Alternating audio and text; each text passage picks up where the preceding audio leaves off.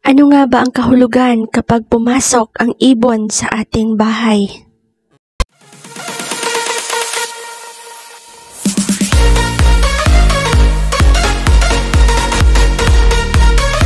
Kung bago ka pa lang sa aking channel, i-click mo lang ang subscribe button at i-hit ang notification bell para lagi kang ma-notify sa mga susunod kong video.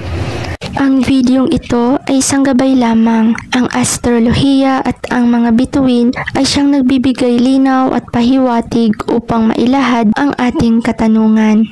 Ang ating koneksyon at tiwala sa Diyos ang siyang makapangyarihan sa lahat, kasabay ng paggawang kabutihan sa ating kapwa at disiplina sa sarili ang siyang mananaig. Paalala lamang, ang videong ito ay para lamang sa mga taong may sapat na paniniwala. Kung sa tingin mo ay hindi angkop na mapakinggan ang mga susunod na video, ay maaari mo nang i-skip ang videong ito. Una, kapag pumasok ang ibon na Maya sa inyong bahay, alam mo bang ang Mayang ibon ay isang pambansang ibon sa Pilipinas?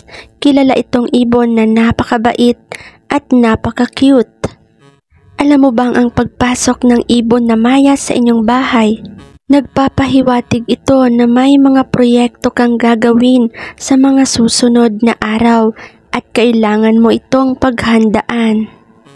Ano naman ang simbolo ng ibon na pumasok sa inyong bahay at ang ibon na ito ay kulay puti?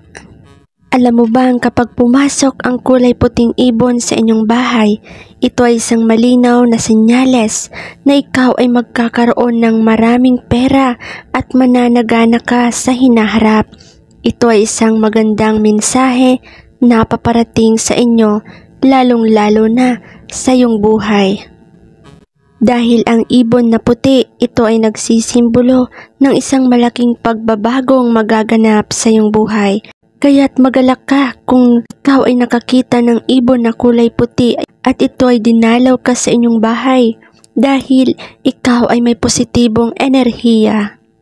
Ang pangalawa sa senyales na pagpumasok ang ibon sa inyong bahay, lalong-lalo na kung ang kulay nito ay kulay itim. Alam mo bang hindi ito magandang senyales ang pagpasok ng kulay itim na ibon sa inyong bahay? Ito ay nagbabadya ng matinding karamdaman o pagsubok sa hinaharap. Maaaring isa o sa miyembro ng iyong pamilya ay makakaranas ng sakit o karamdaman. Huwag kang mag-alala o matakot dahil ito ay isang pahiwatig lamang na kailangan mong maghanda sa paparating na pagsubok na ito. At ang ibon naman na pumasok sa inyong bahay at nag-iwan ito ng isang balahibo o pakpak, alam mo bang isang tanda ito ng swerte? Alam mo bang dadalawin ka ng limpak-limpak na salapi sa hinaharap? Dahil ang simbolo ng pakpak ng ibon na naiwan sa loob ng bahay, ito ay nangangahulugan na mananagana ka na sa hinaharap at dahil ikaw ang napili ng universe na padalhan ng mensahe ng isang ibon. At ang panghuli, kapag binisita ka ng nanghihinang ibon, naranasan mo na ba ito na binisita ka ng isang parang may sakit na ibon? At nagtataka ka kung bakit ito nakapasok sa inyong bahay.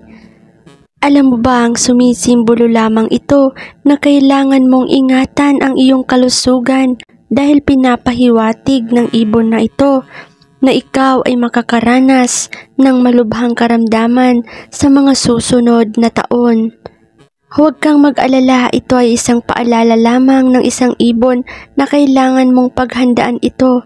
Huwag kang matakot dahil pinapaalala lamang ng ibon na mag-iingat ka sa iyong kalusugan.